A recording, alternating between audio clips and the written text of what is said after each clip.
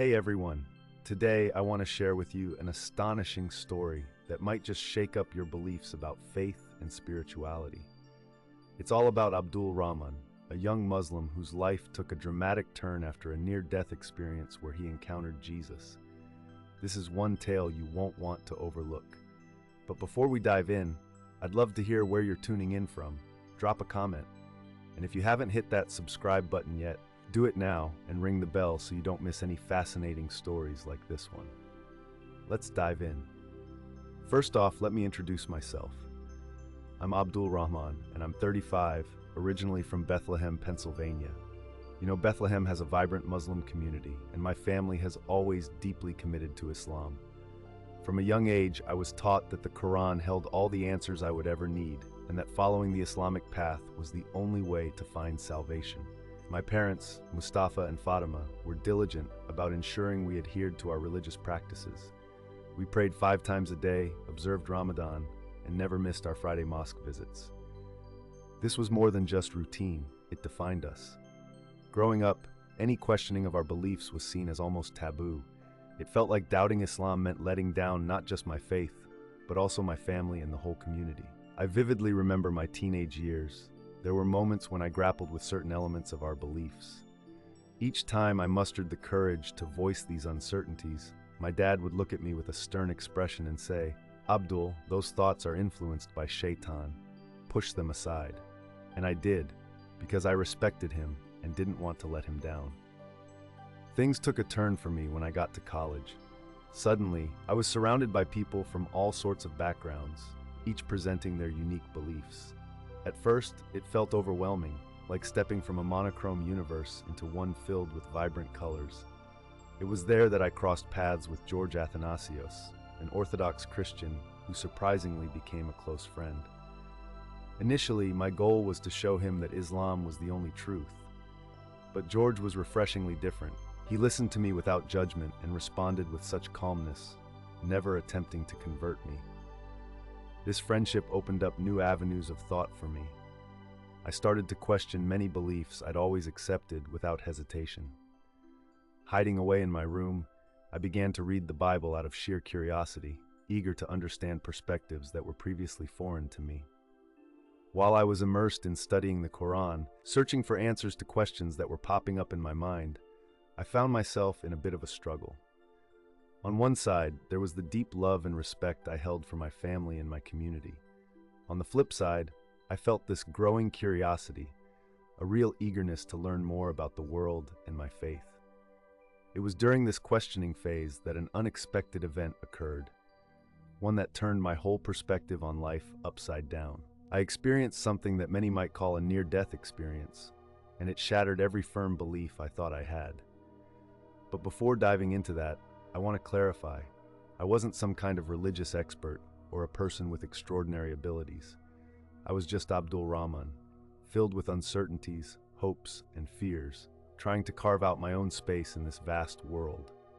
On what seemed like a regular day, I was making my way home after class. My mind was all tangled up with bits of scripture, some passages from the Bible that Mustafa had introduced me to, alongside verses from the Quran that I was now rereading.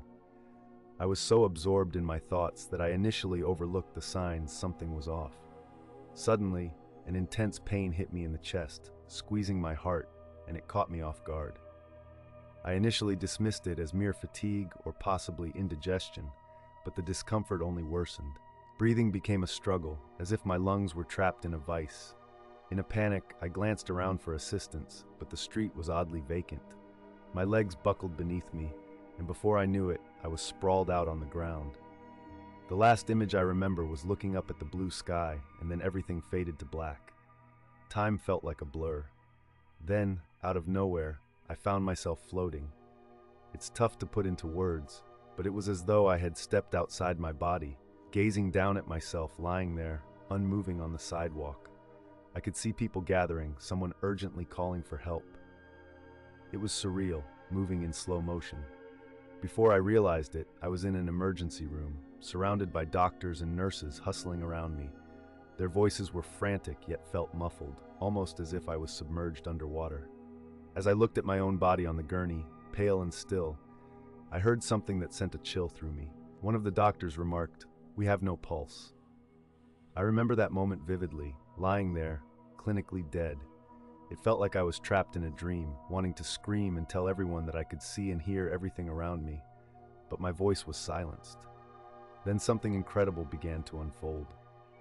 I felt as if an unseen force was lifting me away from that chaotic emergency room, away from the hospital, and even from the life I knew. As I ascended, a brilliant light drew closer. It wasn't harsh or blinding. Instead, it enveloped me like a warm embrace, making me feel like I was receiving the most comforting hug imaginable. Approaching this light filled me with a profound sense of peace that I had never known before. All my fears, the worries I held about my family, my beliefs, my future, just melted away. For the first time, I felt utterly at home. And then, there he was, right at the heart of that glorious light, Jesus. This wasn't the figure I had seen in books or paintings. This was a living presence, vibrant and real, radiating an overwhelming love. When he smiled at me, I sensed a love so deep and unconditional that it made me feel completely vulnerable, yet wholly accepted. Though he didn't use words that I could hear, his message was crystal clear. It was as if he conveyed silently, "Abdul Rahman, I have always been with you. I've been waiting for you." In that moment, all my doubts about faith and religion seemed trivial, insignificant in the face of such undeniable truth and love. Nothing else mattered. I longed to remain there forever, basking in that divine light. But then, like a gentle nudge from a father waking a sleeping child, I sensed him telling me it wasn't my time yet. There was still a purpose waiting for me back on Earth. Just before I could protest, I felt a pull, as though I were plummeting back into my body. The light began to recede, and that waves of peace started to fade. Suddenly, I was jolted back into consciousness, gasping and disoriented in the hospital room. The doctor looked just as astonished as I felt. I heard someone exclaim, "It's a miracle. He's back." And they were right. It truly was a miracle. I had crossed over and returned, but more than that, I had undergone something profound that reshaped my understanding of God, faith, and my very reason for being. The days that followed this near-death experience were nothing short of surreal. I spent a week in the hospital, surrounded by doctors who were baffled by my case. They couldn't fathom how my heart had stopped for 5 minutes, only for me to return without any lasting damage. Lying there in that hospital room, I found myself transformed in ways I never imagined. The experience kept replaying in my mind, the weightlessness of floating above my own body, the captivating light that felt both overwhelming and inviting, and most importantly, the moment I came face to face with Jesus. Every time I closed my eyes, I could still see his visage and feel his warmth, as if a fragment of that divine light had nestled into my heart. My family was a constant presence by my side. My father, Abdul Rahman, gripped my hand tightly, worry evident in his eyes, as if letting go might mean losing me again. My mother, Fatima, oscillated between tears of joy and fervent prayers of gratitude to Allah.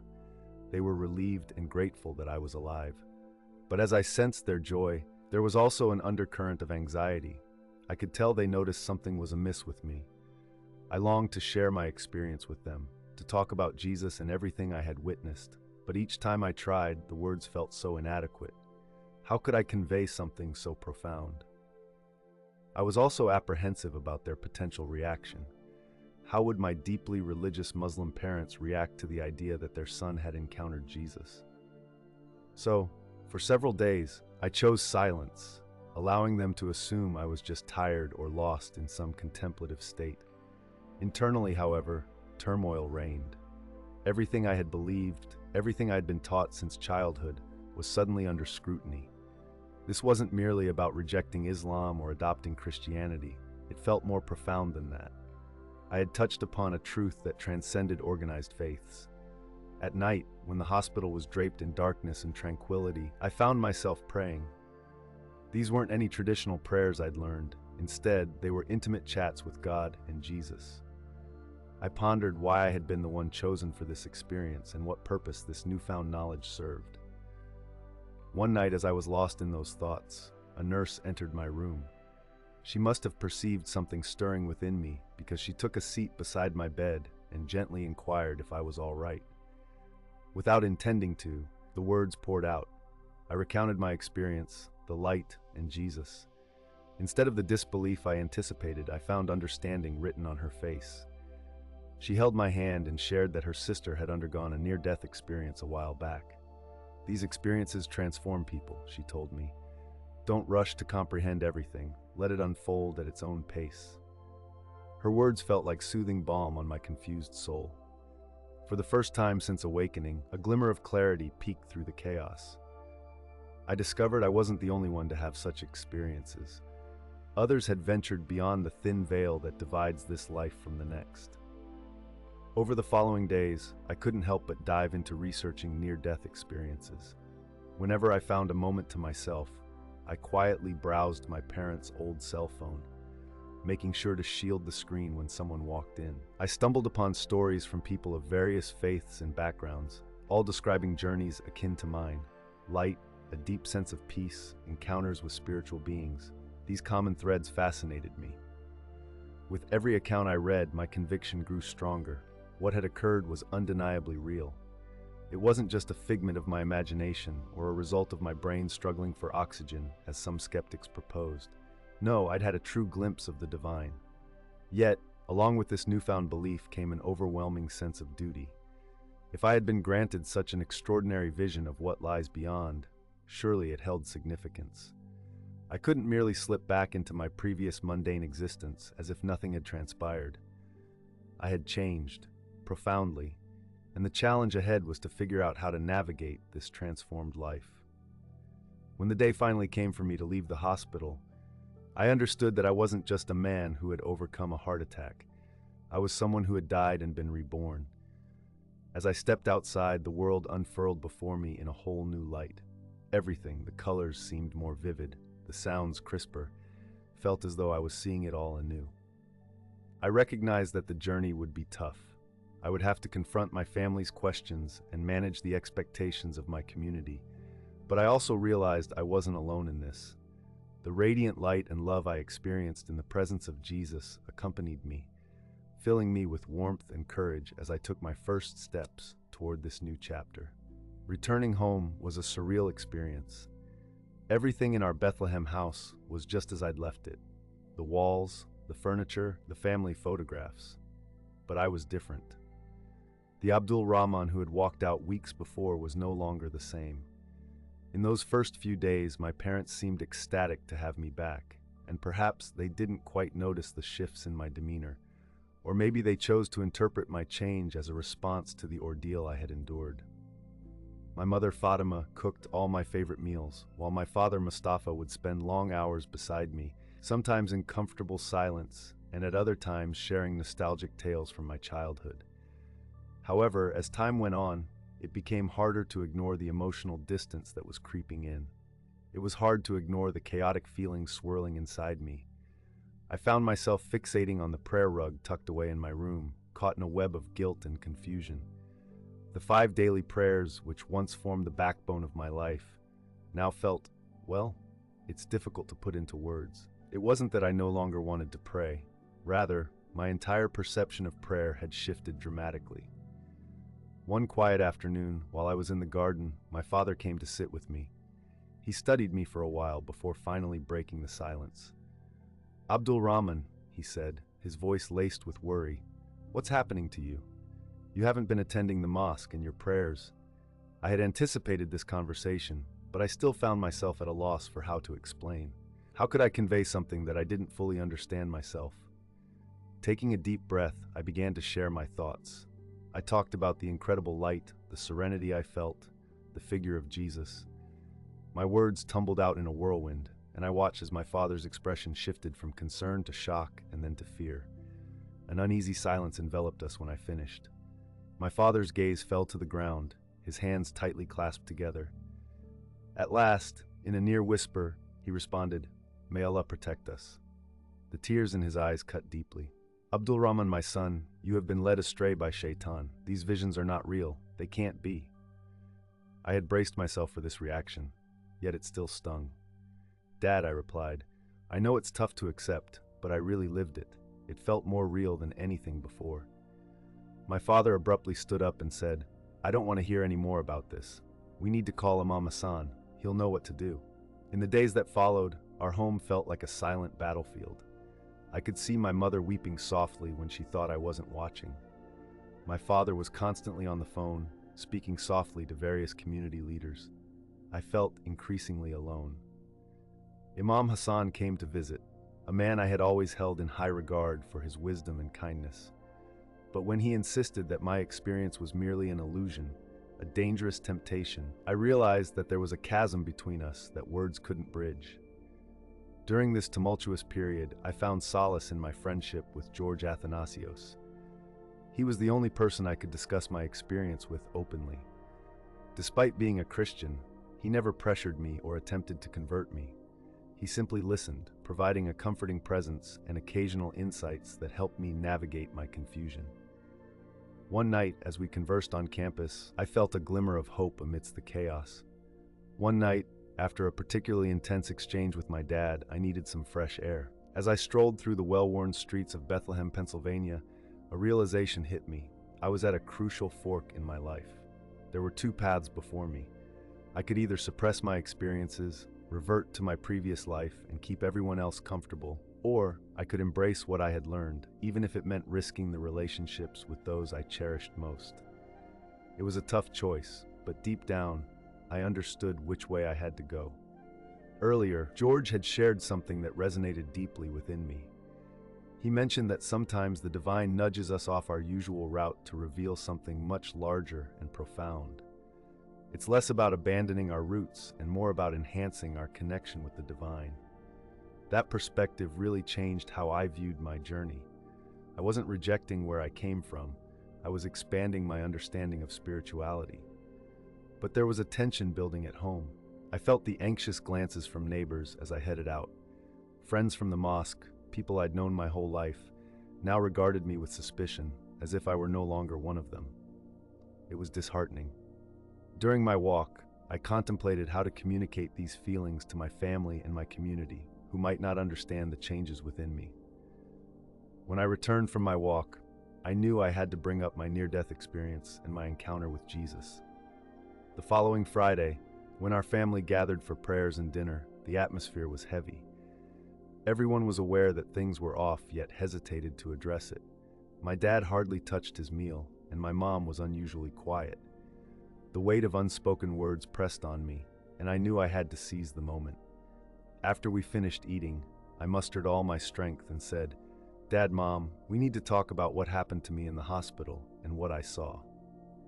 But my father interrupted, his voice quivering with emotion. "Think carefully about what you're about to say, Tariq. Consider your family and your community." Taking a deep breath, I replied, "Out of respect for you both, I must be honest. What I experienced was real. I saw Jesus and I felt his love. It wasn't going to be easy, but I was determined to convey the truth that had forever changed my life. I loved my family and my community deeply, yet I recognized that staying true to the truth I had discovered was just as important. As I prepared for whatever was to come next, I held on to the warmth and light of my experience, knowing I wasn't alone in this journey. It all started with a shift that changed my life. I was overwhelmed by a surge of emotions. My father exploded in anger, accusing me of being duped and betraying my faith, my family. My mother, instead of joining the fight, sat quietly, tears dripping onto the table. I attempted to clarify my stance, insisting that my intention wasn't to reject Islam. I simply felt compelled to share an experience that had deepened my understanding of God. But it felt like my words disappeared into thin air, unheard and unacknowledged. The escalating argument stretched into the night. At one point, my father's devastating words struck me hard. "If you continue this madness, Abdul Rahman, you will no longer have a place in this house." That hit like a brick to the gut. I had anticipated backlash for my revelation, but this level of rejection was beyond anything I had envisioned. I glanced at my mother, desperately searching for solace, but she turned away, unable to face the turmoil. Sleep eluded me that night. I lay in bed, replaying everything over and over, haunted by doubt. Yet amidst the uncertainty, I clung to the memory of the light and love I felt in Jesus' presence, a truth I couldn't abandon. The next morning felt like winter in my home. My father avoided me, choosing silence, while my mother wouldn't meet my eyes.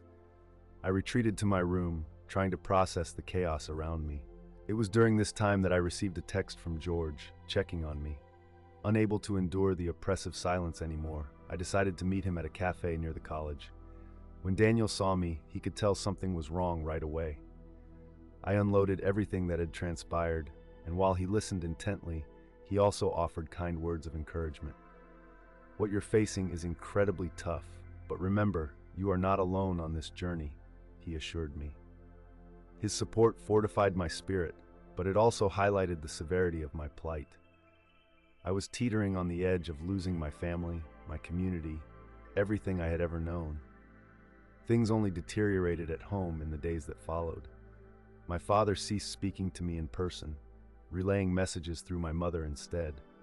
I overheard whispers about potentially taking me to a religious leader to drive out supposed evil spirits. The notion that my experience could be interpreted as wickedness broke my heart. As word spread through the community, I found old friends, people I'd known since childhood, looking at me with pity or mistrust. Some attempted to steer me back to what they considered the right path, while others chose to simply avoid me. The growing solitude was palpable. A week had passed since that pivotal conversation, and everything hung heavy in the air. My dad called me, and I could see the fatigue etched on his face. He looked older, weary. "I've given you time to think things over," he began. "Are you now ready to acknowledge your mistake and return to our true path?" As I gazed into the eyes of the man I'd admired my entire life, my heart felt like it was shattering. "Dad," I said slowly, "I love you and our family and our community, but I can't ignore what I've experienced, what has become clear to me." His eyes closed momentarily, almost as if my words were a physical blow. When he finally opened them again, that coldness lingered, a feeling I had never encountered before. "So you've made your choice," he replied, his voice steady. "I can't have someone who turns their back on our faith living here anymore. You have until tomorrow to leave." Those words, while anticipated, struck me with the force of lightning. I could hear my mother sobbing from the doorway behind me, her silhouette slipping away in distress. I wanted to go after her, to console her, but I realized it wouldn't change anything. Later that night, as I packed up what little I had, the enormity of the situation finally sank in. I was losing my family, my home, everything I had known. For just a brief moment, fear and second thoughts threatened to drown me. But in the midst of that chaos, a familiar sense of calm washed over me, reminiscent of that near-death experience I had once faced. It whispered softly to me, "I am with you." The next day I stepped out of the house where I had spent my childhood, with nothing but a backpack carrying a few clothes and personal items. My mother embraced me tightly at the door, her voice barely audible as she whispered, "May Allah guide you back to us." My father stood silently, a statue of disappointment, watching from the window. As I walked down the street, I felt the physical weight of my backpack pressing against me, but an even heavier burden, a sense of loss, pressed on my heart. I realized my life had changed forever. The cost of seeking truth was exorbitant, far more than I had ever anticipated. Yet in the midst of that sorrow, a profound certainty took hold. I was on the right path. A tough journey lay ahead, but I wasn't alone. The light I had witnessed, the love I had felt, accompanied me, providing comfort. With that conviction, I took my very first steps toward a future that was uncertain, yet filled with potential. Leaving my family home was undeniably the hardest thing I had ever done. Alone with just a backpack and an unclear future, I wandered through Bethlehem. Streets that once felt like home now seemed alien, almost unfriendly. When I reached out to Abdul Rahman for help, I was amazed by how quickly he stepped up. "The couch is yours for as long as you need it," he told me without a second thought. His kindness really struck a chord with me. The first few days at George's house were a roller coaster of feelings. On one hand, I felt this incredible relief wash over me, as I no longer had to pretend about who I was or hide my past. But there were also times when the sadness and uncertainty enveloped me. I kept glancing at my phone, almost willing it to ring with my parents on the other end, hoping for some sign that everything was a misunderstanding. But each time, silence met my anticipation. Thankfully, George and his family were wonderfully welcoming. They never pushed their beliefs on me. Instead, they created a safe environment to help me process everything. George's mom, a warm-hearted woman named Miriam, would sometimes find me awake late at night. She'd sit with me, sometimes just holding space in silence, other times sharing comforting words. One evening, as we sat together, she said something I'll never forget. Abdul Rahman, sometimes life leads us down challenging paths, not as punishment, but to prepare us for something greater. Her perspective shifted how I viewed my situation. I began to see it not just as a loss, but as a chance to deepen my faith, free from the burdens of tradition that had influenced me for so long. However, reality soon caught up with me. I needed to get a job and figure out long-term housing.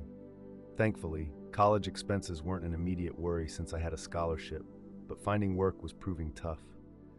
Bethlehem is quite a tight-knit community, and word travels fast. Places that might have embraced me before were now shutting their doors. I felt the weight of their stares and the murmurs that followed me, labeling me as that boy with the unusual vision. After a while, luck turned in my favor, and I landed a job at a bookstore across town. The owner, an older gentleman named Mr. Oliver, was a refreshing change. He didn't ask about my past. He simply said, "If you know books and can handle cash, you're hired." The bookstore quickly became my sanctuary.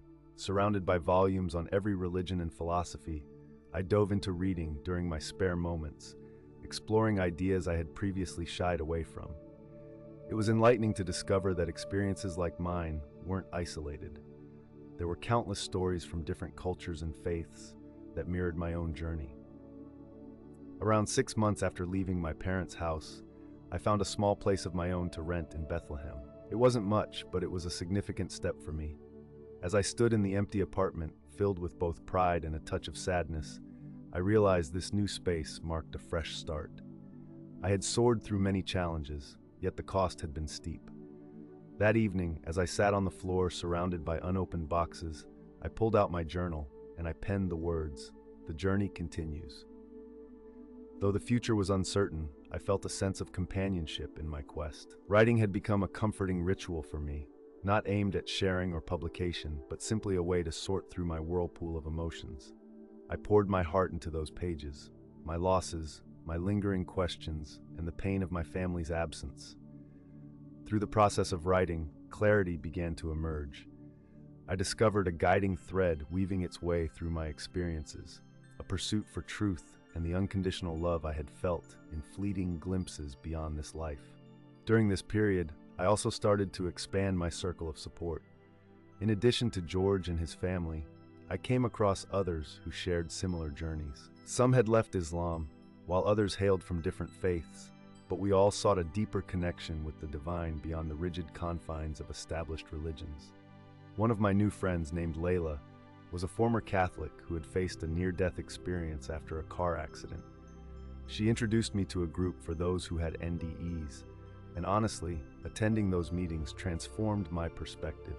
For the first time in ages, I felt truly understood. However, the road wasn't always smooth.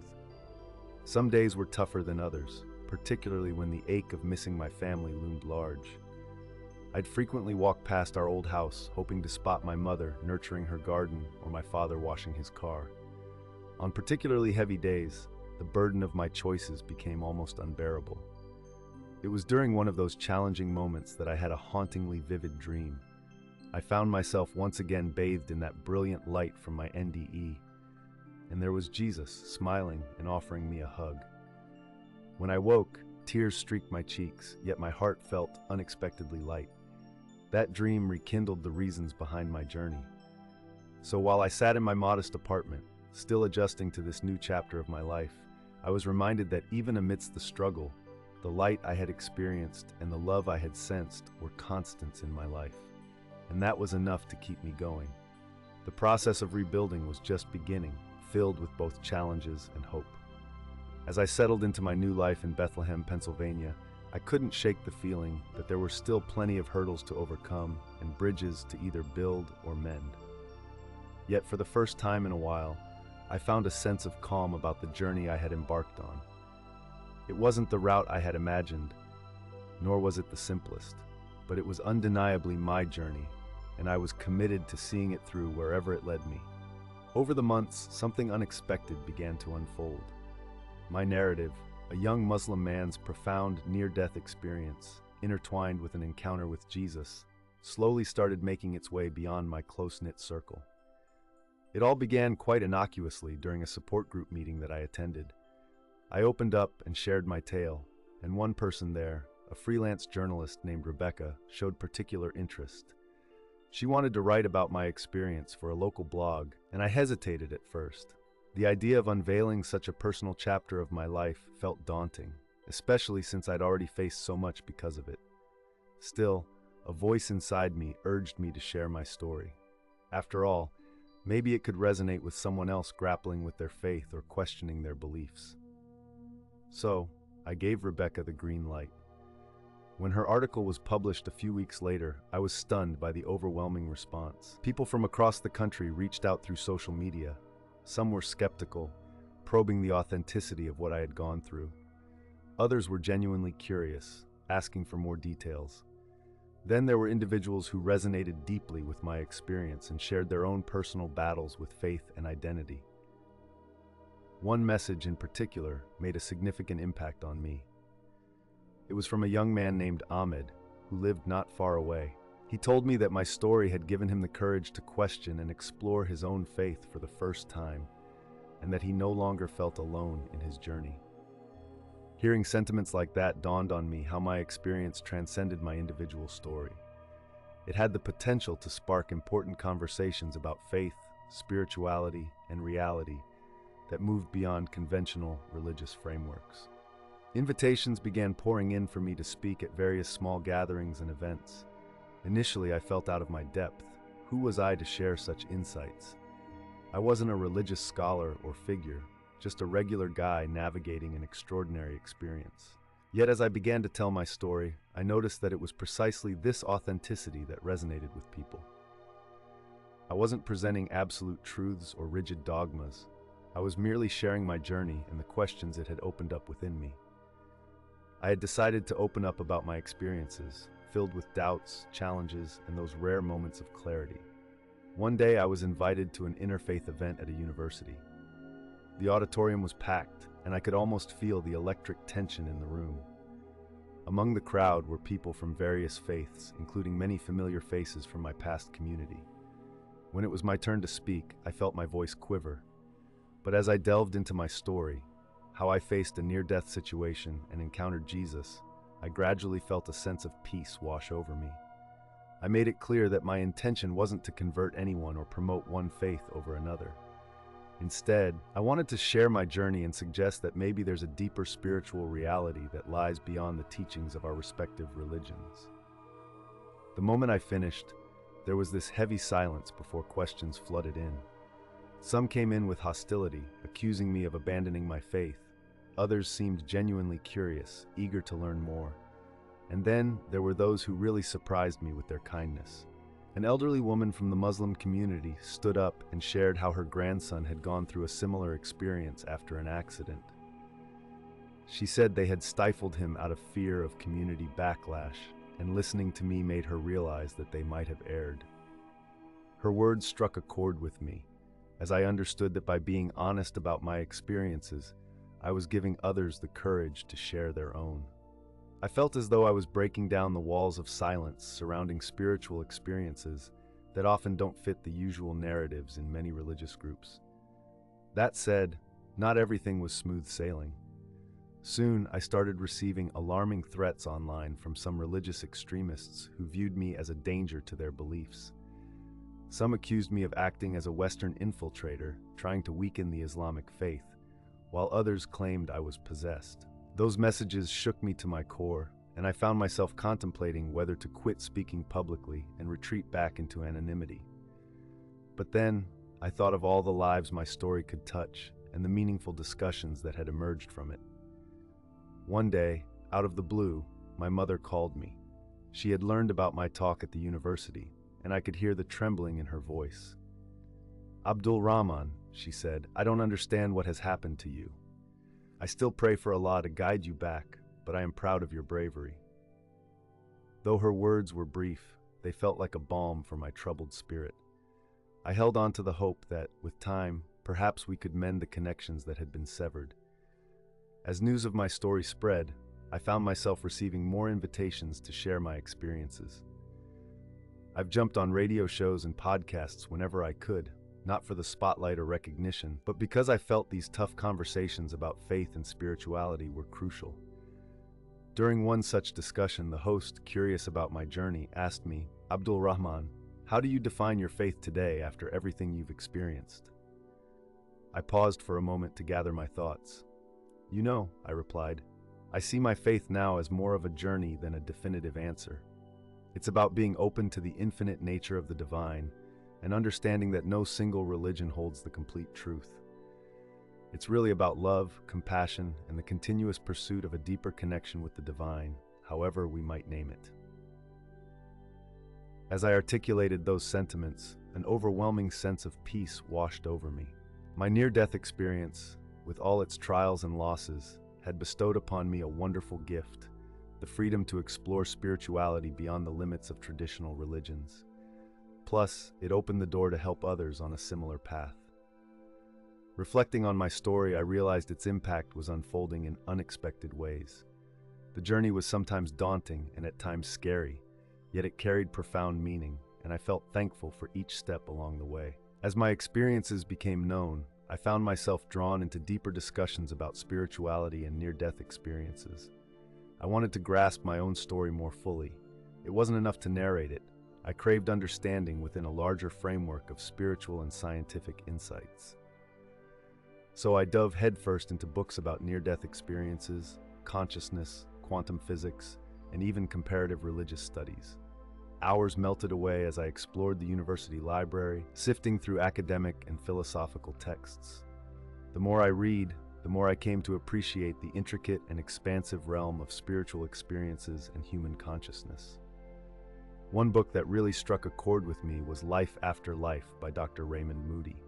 His exploration of near-death experiences illuminated how my own was part of a broader tapestry, echoing the narratives shared by thousands globally. This sparked a thought: if so many people from various backgrounds recount similar journeys, what does that say about reality and consciousness? I was especially fascinated by how similar near-death experiences resonate with mystical encounters described across diverse religious traditions. The recurrent themes of divine light, unconditional love, and a profound sense of unity transcended time and culture, and I began to find connections to my own story within that beautiful echo. My journey into understanding consciousness and spirituality unfolded gradually, and it took me to various conferences and workshops. One memorable event brought me face-to-face with Dr. Elizabeth Kubler-Ross, a true pioneer in exploring death and dying. Her insights into how near-death experiences could alter our lives struck a chord with me. After her talk, I had a chance to chat with her briefly. As I shared snippets of my own experiences, she looked at me with a blend of understanding and excitement. "Abdul Rahman," she said, "you've been given a precious gift. Make sure to use it wisely. It's not about proving yourself right or others wrong, but rather about shedding more light and fostering understanding in the world." Her words left a lasting impression on me, reshaping my mission. It became clear: I didn't need to convert anyone or validate my experiences. Instead, I should focus on opening up conversations and broadening perspectives on spirituality. Beyond the spiritual realm, I began to delve into how science intersects with these concepts. The study of altered states of consciousness, meditation's impact on the brain, and various theories in quantum physics captured my interest. One day, as I watched a lecture on neuroscience and mystical experiences, a realization washed over me. The presenter explained how spiritual experiences might be replicated through brain stimulation. It sent a wave of fear through me.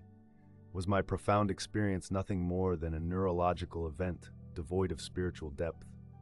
But then, a fresh perspective emerged.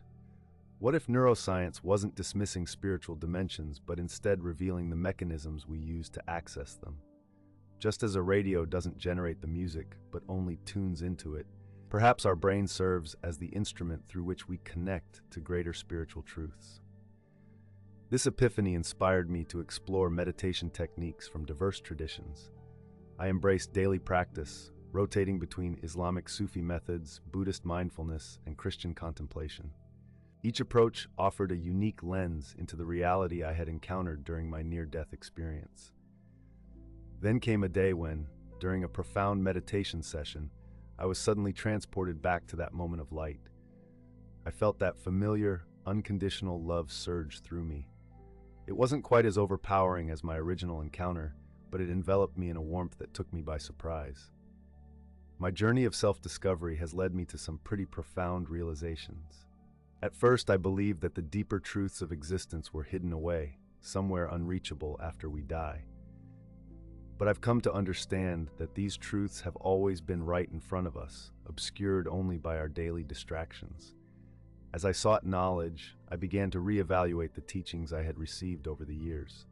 It became clear that many of the rifts between different religions aren't really about spiritual beliefs at all. They're often shaped by historical events and politics.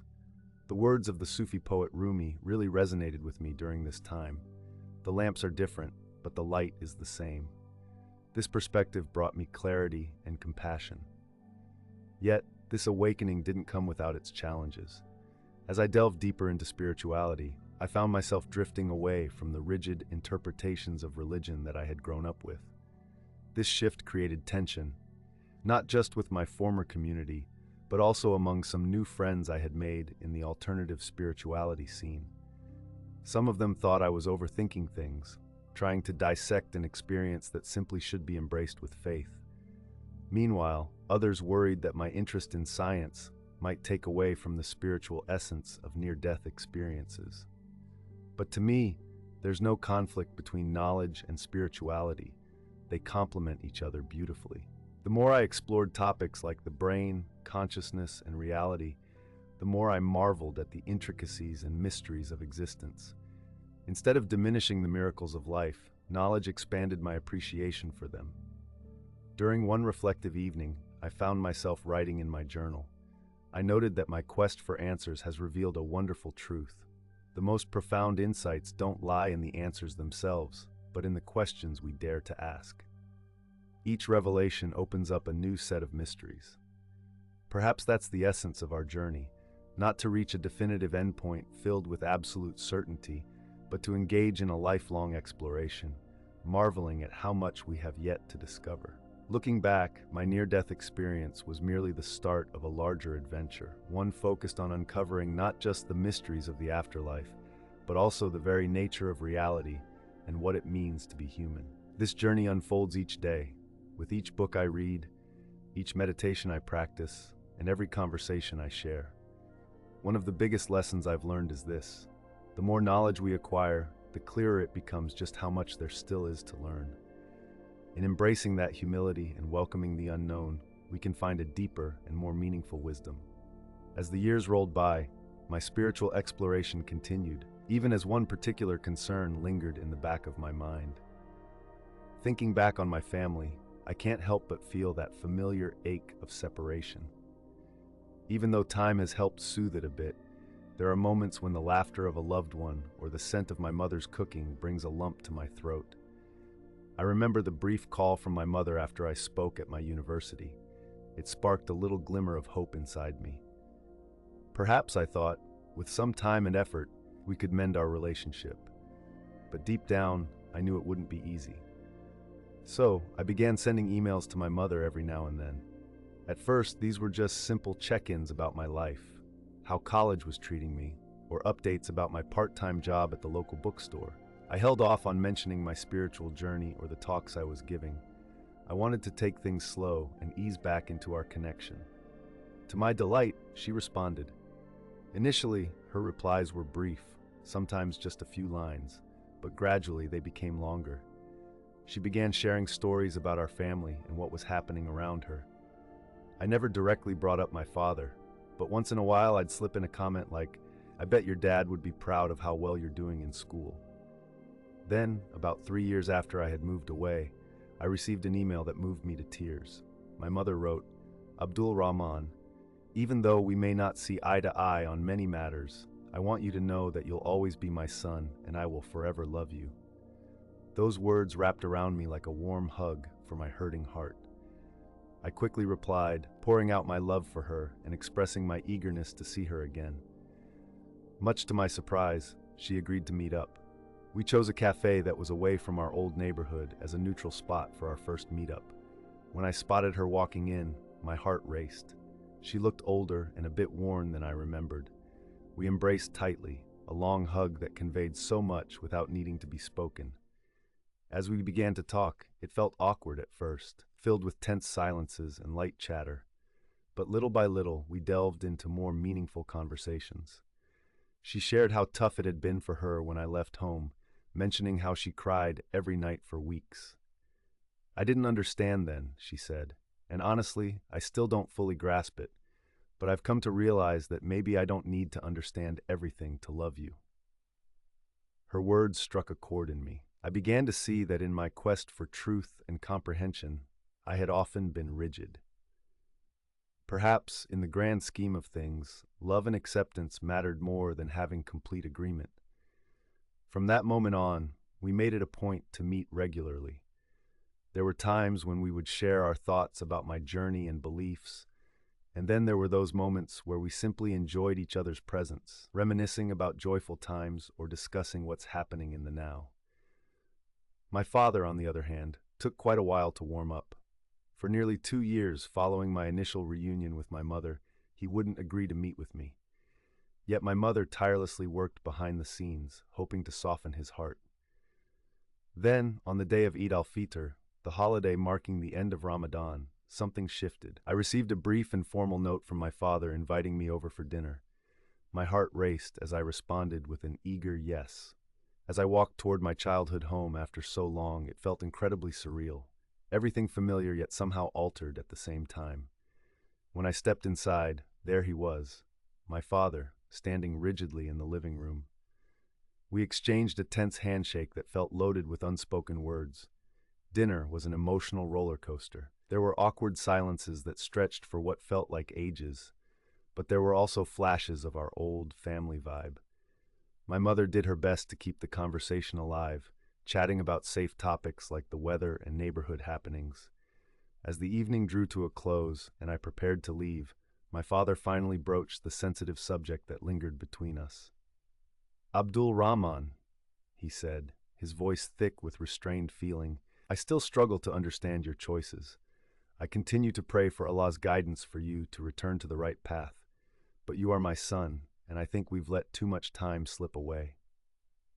Those words didn't carry full acceptance, yet they exceeded my expectations. It was a start, a doorway opening for future discussions. In the months and years following that night, I committed myself to mending my relationship with my family. It was no walk in the park. There were intense debates, moments of frustration from everyone involved. But there were also times filled with genuine connection, laughter, and revisited memories. Gradually, I found myself invited to family gatherings. Some cousins who had been advised to stay away from me in the past now approached me with curiosity about my experiences. While some displayed hostility, others were sincerely interested in my story. At one family event, my younger cousin Mustafa discreetly pulled me aside. "Abdul Rahman," he whispered, "I have questions about our faith too, but I'm scared to bring it up. How did you find the strength to speak out?" His question reminded me how vital it was to keep those channels of communication open, not to convert anyone, but to foster a safe space for grappling with doubts and inquiries. Over time, I came to understand that healing and reconciliation is a gradual process. It's interesting how our views can vary and still coexist. Instead of pretending we all see eye to eye, it's about creating a space where our differences can thrive, learning to love and respect one another despite them. A few years after reconnecting with my father, we had a conversation that stuck with me. He shared, "Abdul Rahman, I truly believe that Islam is the right way, but I also see how your journey has shaped you. You've grown into such a compassionate and thoughtful person. Perhaps Allah has a bigger plan we don't quite grasp yet." Those words hit deep. They represented a significant shift in our relationship. We hadn't reached total acceptance yet, but there was a recognition of the significance of my journey. Navigating my relationship with my family and my community is still a work in progress. Sure, there are tough times, clashes of misunderstanding and moments that can feel frustrating. But there's also this immense gratitude for for the second chance we've had to rebuild our connection.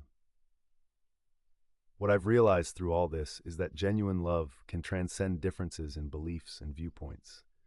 Sometimes, taking the bold step to reach out, even when we don't fully grasp where the other person is coming from, and saying, "I may not understand everything about you, but I respect and care for you," is the most profound act of kindness. This path of reconciliation has illuminated how true spirituality doesn't draw lines between us. Instead, it forges deeper connections, and for this insight, I will always be thankful.